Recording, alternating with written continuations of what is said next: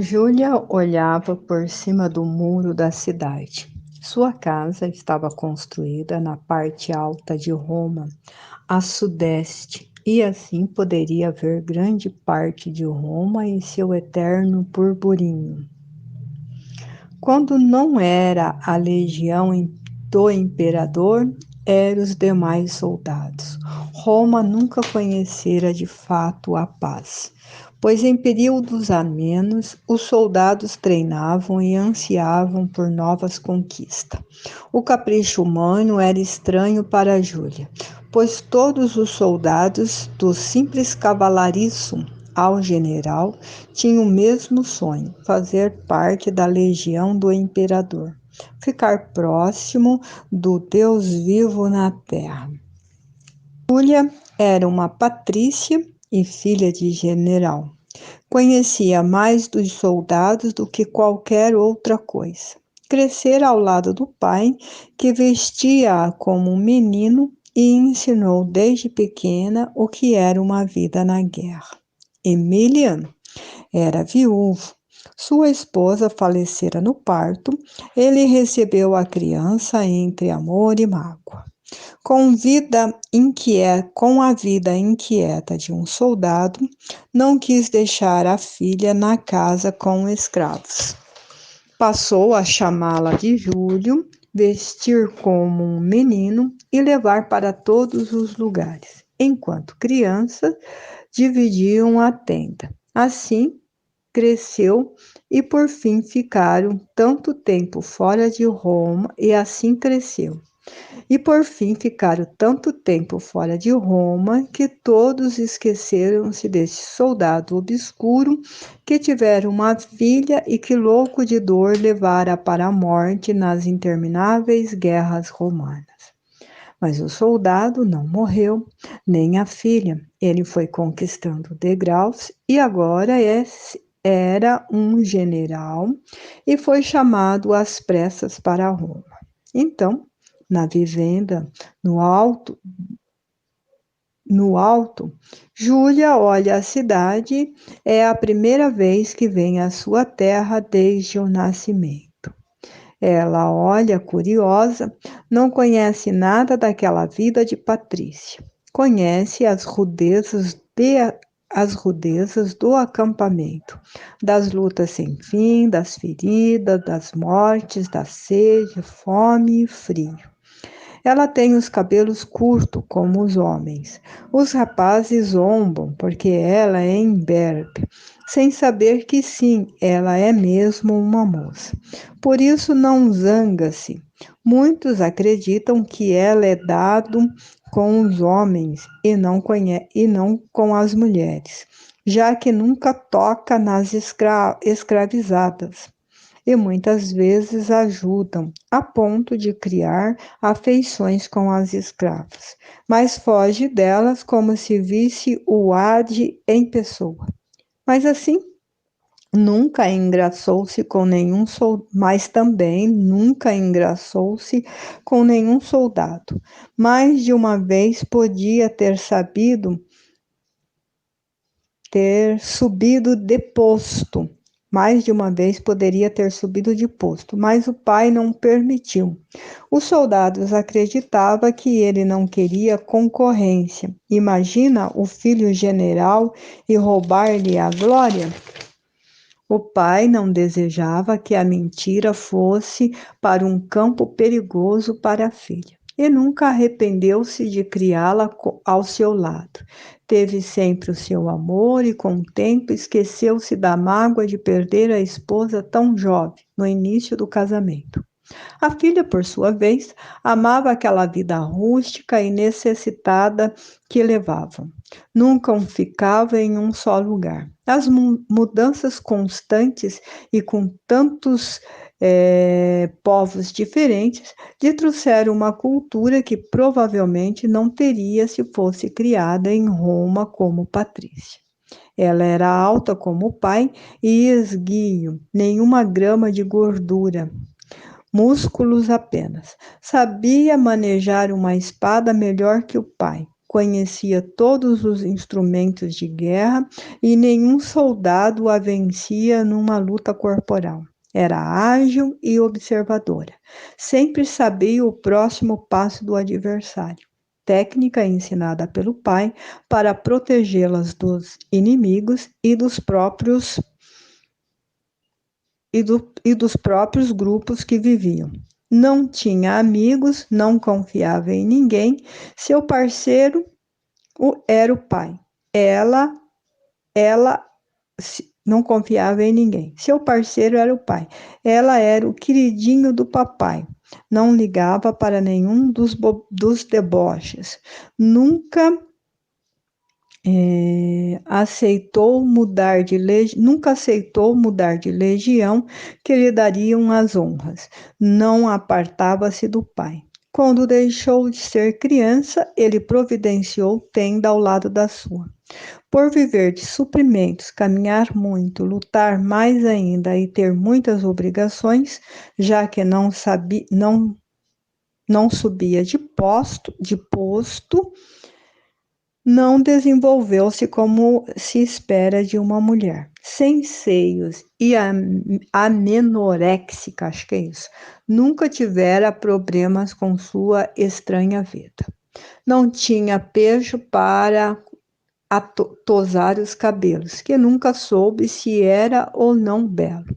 Tinha as mãos calosas e o rosto marcado pelo sol, chuva, neve, calor. As rugas chegaram cedo. Olhando, dava-se 40 anos para uma jovem de 20 anos. Agora, na vivenda, olhava a cidade eterna e tinha receios. Nada sabia de uma cidade. Do muro viu o pai descendo no belo cavalo. Tinha um encontro com o imperador e isso sempre tinha dois significados, glória ou desgraça. Não sabia orar. O pai apenas ensinou reverenciar os deuses para não caírem em desgraça. Mas sempre lhe disse que eles não existiam. Então não tinha fé em nada. Voltou devagar do jardim e entrou em silêncio. Foi para a cozinha, estava com fome. Sentou espantando os serviçais, que não estavam acostumados com os patrícios na cozinha. Pediu alimento e comia em silêncio, olhar vazio, perdido mesmo. Quando a voz dos serviçais começara a fazer sentido. Eles falavam em aramaico, o idioma dos hebreus, povo subjugado, mas como estavam ali, eles eram de Israel e amava aquele lugar medonho. Passara uma campanha lá e tudo era muito rude. Não conhecera a capital, mas aonde quer que estivesse naquelas terras era quente demais durante o dia e gélido à noite. Ficou uns tempos no deserto, atrás de um revoltoso chamado de O Batista. Aprendera o idioma com facilidade. Aliás, todos os idiomas lhe eram familiares. Aprendia com facilidade. Essa era sua função na legião, batedor. E por aprender com facilidade, essa era sua função na legião, batedor. As moças falavam dos tempos difíceis e do governo tirânico do imperador. Para complicar mais, os lados de Jerusalém estava piorando e a paz e o levante que desejava não aconteceria, pois o imperador resolvera que Israel precisava ser conquistado de vez e planejava mudar por uns tempos na capital, a cidade de Deus. Parece que Jeová havia esquecido seu povo, e uma delas dissera que eram pelos muitos pecados.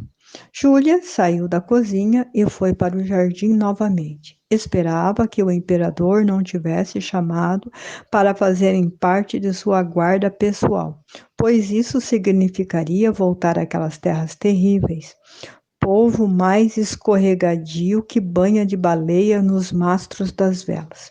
Somente à noite o pai retornou com a notícia temida. Sim, fariam parte da guarda de Herodes, e pior de tudo era porque tinha chegado aos ouvidos de Herodes que ele tinha um filho batedor, o melhor de todo o império, porque não tinha idioma que não pudesse falar. Iriam como a guarda pessoal e levantariam um acampamento aos redores da casa imperial. A viagem foi um tormento para Júlia, já que, devido à sua beleza máscula, o imperador desejava a sua presença constante. A família imperial era grande, afetada, arrogante e tinham hábitos desconhecidos de Júlia. O pai a educara com todas as regras de moralidade possível dentro de um acampamento de guerra. Júlia esquivava no que podia, como era silenciosa, conseguia ouvir todos os tipos de comentários e chacota da soldadesca. Com o pai falava um dialeto que ambos treinaram. Era uma mistura de 3 idiomas bascos e assim impedia os comentários de soldados xeretas. Mas ela nunca queixava-se, nem falava de seus apuros. Sempre a conversa ia da guerra, o imperador, o Roma ou os deuses. Ela gostava de ouvir o pai falar porque os deuses não existiam. Geralmente Jerusalém estava fria, o inverno terminara e começava o verão, mas a presença forte dos dias de inverno ainda pairava no ar. Jerusalém também estava festivo. Logo seria a Páscoa, festa da vida daquele povo rebelde e teimoso. O imperador dava-lhes certas regalias para conter um pouco os focos de revolta. E é claro que cobrava pesados impostos, por isso deixando-os mais revoltados. Júlia caminhava pelas ruas, era a primeira vez na cidade de Deus, como diziam, e foi ao templo, mas não passou do pátio dos gentios. Depois circulou um pouco e saiu pela porta norte, queria conhecer os arredores e ver se precisavam ficar em alerta. Circunvizinhou toda a cidade e voltou para o acampamento.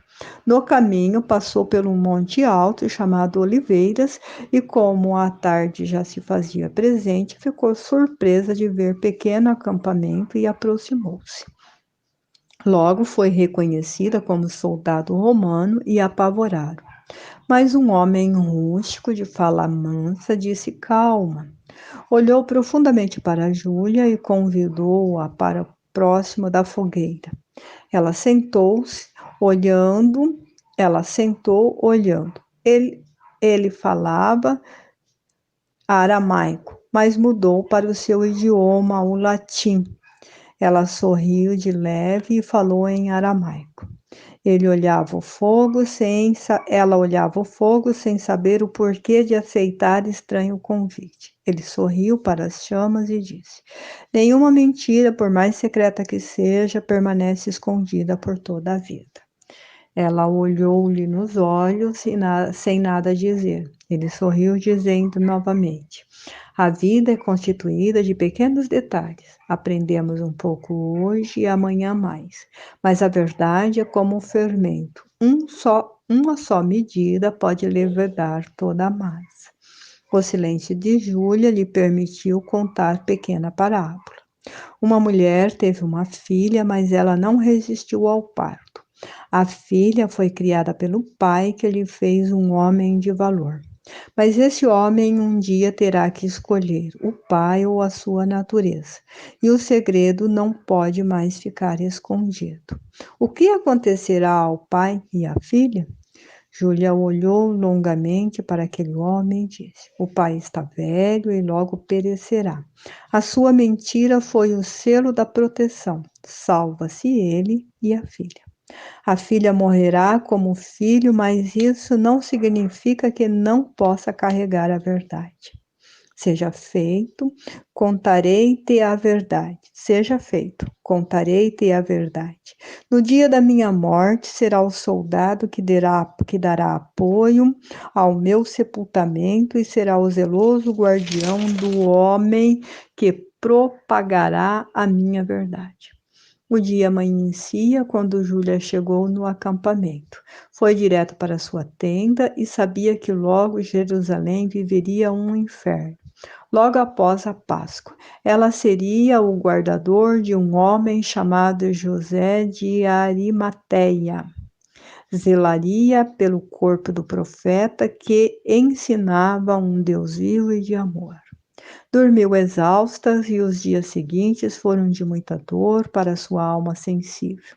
Nunca vira tamanha crueldade, não estava acostumada a julgamentos e menos ainda a execuções. Foi para ela que José pediu para guardar o corpo daquele que era inocente. Ela ergueu os olhos grandes e marejados e fez que sim com a cabeça. Não deixou ninguém machucar além do que já estava e cuidou de tudo. À noite, com o pai, no idioma secreto deles, ela conta a sua aventura. O pai lhe abraça, sabe que a filha agora conhece o verdadeiro Deus que ele descobrira há muito tempo na sua angústia de dor por perder a esposa. Os acontecimentos futuros foram de medo, repressão, guerras, surpresas e ninguém entendia ninguém. Mas Júlia sabia que era verdade o que o homem que conhecera, mas Júlia sabia que era verdade. O homem que conhecera alguns dias antes de sua morte estava vivo, não sabia como, mas confiava nele e ele agora era o seu orientador espiritual. José de Arimateia estava ensinando-a em segredo. Tiveram uma vida longa e saiu do exército quando o pai morreu. Passou a guardar as primeiras criaturas que criam nele como o Salvador da verdade. Morreu velho e só na sua morte a verdade foi revelada. Mas os cristãos, por amor, guardaram-na para si. Ninguém pega uma candeia para colocar embaixo do alqueire. Mauro Augusto, PS. Esta não leve a público. É um conto para poucos, talvez na brochura.